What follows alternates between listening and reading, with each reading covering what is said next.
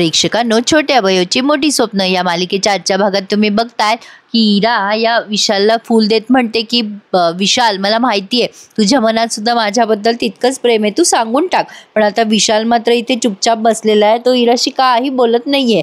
इकडे सुमन बयोला समजून सांगत असते की बयो, अगं असं करू नकोस. तेव्हा बयो म्हणते काय झालं आत्या. आता ही सुमन म्हणते तुला चांगलं माहिती आहे मी कशाबद्दल बोलतेय, तू असं का केलंस, तू विशालच्या भावनांसोबत खेळतीयस बयो, हे तुझं वागणं मला आवडत नाहीये. हे बघ, त्याचं तुझ्यावर प्रेम आहे आणि तुझंही त्याच्यावर. बयो म्हणते आत्या, कधी कधी काही गोष्टींचा त्याग करावा लागतो, ज्या गोष्टींमुळे जर त्रास होत असेल इतरांना ती गोष्ट समोर न आलेली बरी ना. म्हणजे बयोला तिच्या प्रेमाचा त्याग करायचा आहे, थोडक्यात एवढंच प्रेक्षकांनो.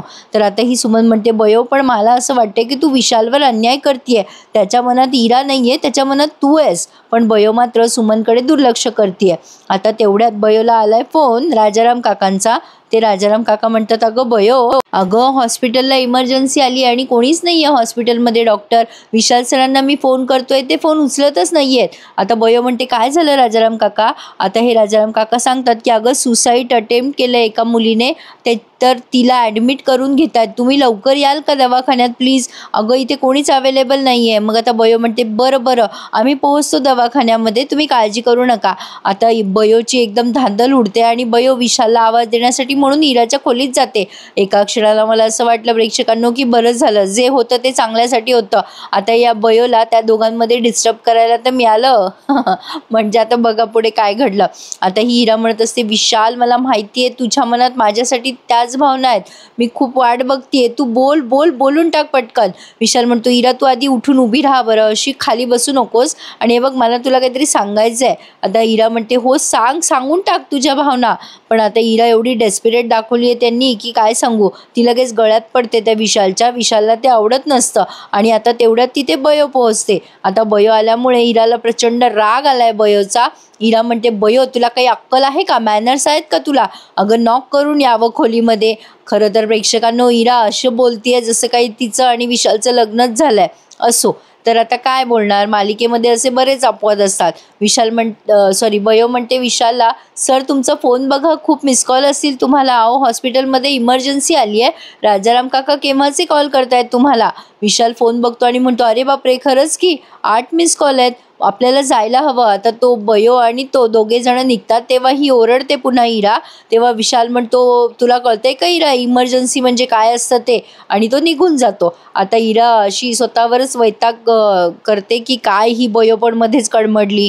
असो, आता हे रस्त्यावर आलेत दोघं जण आणि रिक्षा बघतायत. आता बयोला विशाल ओरडतो आणि म्हणतो काय चाललंय ग तुझं सरस्वती, तू हे सगळं मुद्दाम केलंस ना, माझी अपेक्षा नव्हती तू हे असं वागशील माझ्यासोबत, त्या इराकडे ढकलतीयस मला का, कशासाठी. सरस्वती तू हे योग्य केलेलं नाहीयेस आणि तुला मला या गोष्टीचा जाब द्यावा लागणार आहे, लक्षात ठेव. आता हा विशाल प्रचंड संतापला आहे बयोवर. आता तेवढ्यात ती बयो म्हणजे हे दोघंही दुर्लक्ष करतात आणि मग रिक्षा बघायला लागतात. दुर्लक्ष या अर्थाने म्हटली मी प्रेक्षकांनो, शेवटी कर्तव्य महत्त्वाचं आहे ना, डॉक्टर आहेत ते दोघं जण, त्यामुळे त्यांना इमर्जन्सीकडे पोहोचणं गरजेचं आहे. विशालला बयोचा प्रचंड राग आलाय. आता बयो रिक्षा बघते तेव्हा ही इरा पण अचानक मधून कशी काय ते कळलंच नाही मला. ती पण या दोघांच्या बाजूला जाऊन बसते आणि म्हणते मी येते दवाखान्यात. असो, तर आता हा दवाखान्यात पोहोचतो तेव्हा एक तरुण मुलगी आहे आणि तिने विष पिण्याचा प्रयत्न केलाय. तर आता तिची आई रडते आणि म्हणते की डॉक्टर माझ्या मुलीला वाचवा. आता विशाल आतमध्ये जाऊन तिचा इलाज करायला लागतो तेव्हा त्या बाई पण गेल्यात त्या मुलीच्या आई मागे आणि सांगतात अहो माझ्या मुलीला वाचवा, अहो तिने विष पिलं, कोणीतरी मुलगा तिला नाही म्हणाला म्हणे, तिचं प्रेम होतं त्याच्यावर, असं त्या सांगतात. थोडक्यात काय, जशी इराची लव्ह स्टोरी आहे तशीच त्या मुलीची लव्ह स्टोरी आहे. पण इथे आता त्या मुलीला कळलंय की त्या मुलाचं प्रेम नाही आहे, म्हणून त्या मुलीने सुसाईड अटेम्प्ट केलाय. तर आता मात्र बयो ते ऐकते आणि तिच्या पायाखालची जमीनच हदरते. ती इरालाच इमॅजिन करत असेल मे बी त्या क्षणाला.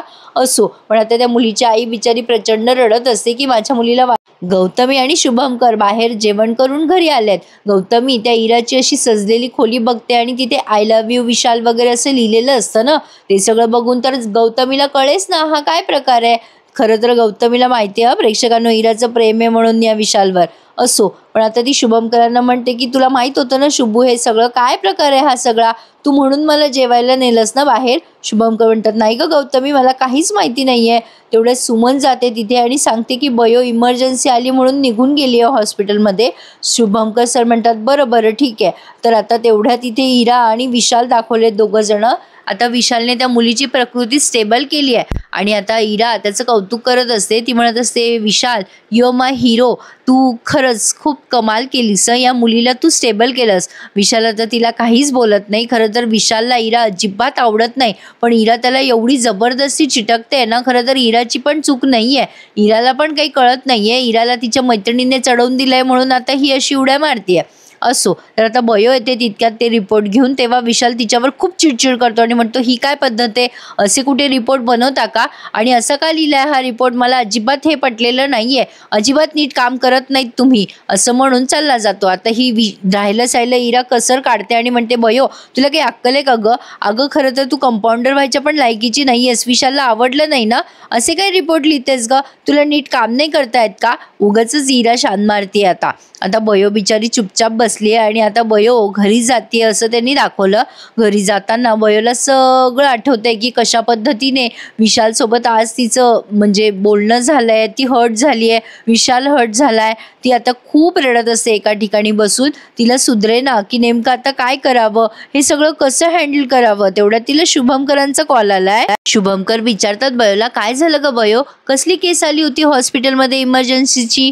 तेव्हा बयो सांगते की हो बाबा एका मुलीची केस होती. शुभमकर म्हणतात अगं मला फोन करायचा ना, मग मी गेलो असतो. बरं ठीक आहे मी पोहोचतोय हॉस्पिटलला, तू काळजी करू नकोस. बयो म्हणते हो बाबा आता त्या पेशंटची प्रकृती स्थिर आहे, त्यामुळे तुम्ही नाही आला तरी चालेल, आता आउट ऑफ डेंजर आहे ती.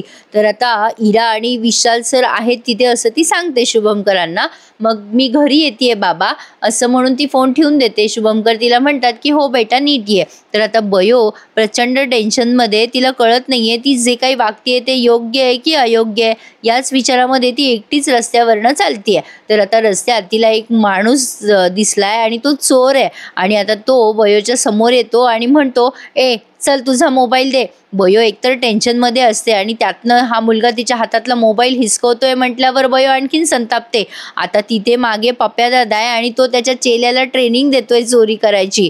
पप्प्या दादा नाहीये पप्पू दादा आहे. पप्प्या दादा जरा ब्रेकवर गेलेला दिसतोय. आता ही बयो म्हणते कोण आहे हा, तू ओळखतोस का पप्पू दादा याला. आता पप्पू दादा म्हणतो मी नाही मी नाही ओळखत, चल रे पळ इकडून. पप्प्या दादा त्याला हकलवून लावतो आणि बयोला म्हणतो बयो अगं तू काय करतेस. आता बयो म्हणते तू याला चोरी करायला शिकवत होतास का. आता पप्पू दादा म्हणतो नाही ग बयो ते आपलं ते सोड ना, पण अगं तू रात्रीची कुठे चालली आहेस एकटी दुकटी. बयो म्हणते तुला काय करायचंय, तुला काय घेणं देणं आहे. बयोला प्रचंड टेन्शन आलेलं असतं त्यामुळे ती पप्पूशी नीट बोलत नाही. पप्पू म्हणतो की का ग तुझे डोळे असे का दिसताय, तू भांडलीस का कोणाशी. काय ग बयो असे काय दिसताय डोळे, तू विशाल सरांशी भांडलीस का. आता बयो त्याला ओरडते आणि म्हणते विशाल सरांचं नाव घ्यायचं नाही माझ्या समोर, आणि निघून जाते चुपचाप. आणि आता रडायला लागते ती पुढे गेल्यावर सुद्धा. पप्प्या दादाला नेमकं कळलंच नाही असं काय झालं, मी काय बोललो. असो बयो टेन्शनमध्ये आणि तिने पप्प्या दादाला इग्नोर केलंय चिडून असं म्हणायला हरकत नाहीये. तर आता इकडे गौतमी आणि रमाकांतचं बोलणं सुरू आहे विशालबद्दल. गौतमी म्हणते विशाल या इरासाठी फुलं घेऊन आला होता. रमाकांत म्हणतो बरंच आहे ना वहिनी, त्याच्या नावावर हॉस्पिटल आहे ना, मग इरासाठी चांगला मुलगा आहे की तो. आता ही गौतमी म्हणते नाही भाऊजी, अहो ते तेव्हा होतं, त्याची आई गेली पळून, आता कुठे काय त्याच्या नावावर आहे, कशाचं काय खरं नाहीये ते. हे बघा भाऊजी काय आहे ना, हा विशाल ना आता शुभमकर सारखा भिकारी झालाय. रमाकांत म्हणतो वहिनी मग तुमच्या मनात काय आहे, चांगला मुलगा आहे ना इरासाठी. गौतमी म्हणते ते सगळं ठीक आहे, पण मला ना काहीतरी वेगळंच शंका येते, म्हणजे पाणी कुठेतरी तिसरीकडेच मुरतंय भाऊजी. आता पुढे दाखवतील ते प्रेक्षकांनो की गौतमीलाच कळेल बयोबद्दल आणि विशालबद्दल ते, असं माझा अंदाज आहे. तुम्हाला काय वाटतं मला कमेंट करून कळवा हं. तर आता पुढे आपण पाहतोय बयो त्या विशालच्या म्हणजे त्या सगळं डेकोरेट केलेल्या खोलीमध्ये जाते आणि ती रडायला लागते पुन्हा तिथे जाऊन की मी अशी का वागतीये, मलाच कळत नाहीये असं विचारच करत असते. तेवढ्यात आरव पोहोचतो आणि म्हणतो ए बयो अगं डेकोरेशन मस्त झालं ना, इरा आणि विशाल सर कुठे डेटवर तर नाही ना गेले. तेवढ्या शुभमकर येतात आणि आरवला विचारतात कशी झाली रे इराची डेट. तेव्हा हा आरव म्हणतो बाबा मस्त खूप छान, अगदी आपण ठरवलं तसंच झालं सगळं. आता पुढे तो काही बोलणार तेवढ्या शुभमकरांना फोन आलाय म्हणून ते बाहेर जातात. आता हा आरव म्हणतो बयो खरंच तुझे खूप खूप आभार. तुझ्यामुळे विशाल सर इथे आलेत माहितीये तुला. आणि अगं बयो, या रूमची सजावट किती छान झाली ना, फ्रेश वाटत होतं. इराने विशाल सरांना तिच्या मनातल्या भावना सांगितल्या. खूप मस्त वाटलं असेल नाही विशाल सरांना. कसं बोलली असेल ग ती? डायरेक्ट सांगितलं असेल का तिने, का असं हळूहळू सांगितलं असेल? म्हणजे तिचा स्वभावच आहे म्हणा डायरेक्ट बोलायचा. पण बयो, तुला कोणी मुलगा आवडतो का ग? नाही म्हणजे आवडत असेल तर मला सांग, आपण तुझ्या वेळेला सुद्धा अशीच सगळी तयारी करूया. आता बयो आरवकडे बघतच राहते. आरव तिला म्हणत असतो बोल ना बयो, पण आता आरव तिथून असं निघून जातो. आणि आता हा भाग त्यांनी इथेच पूर्ण केलाय.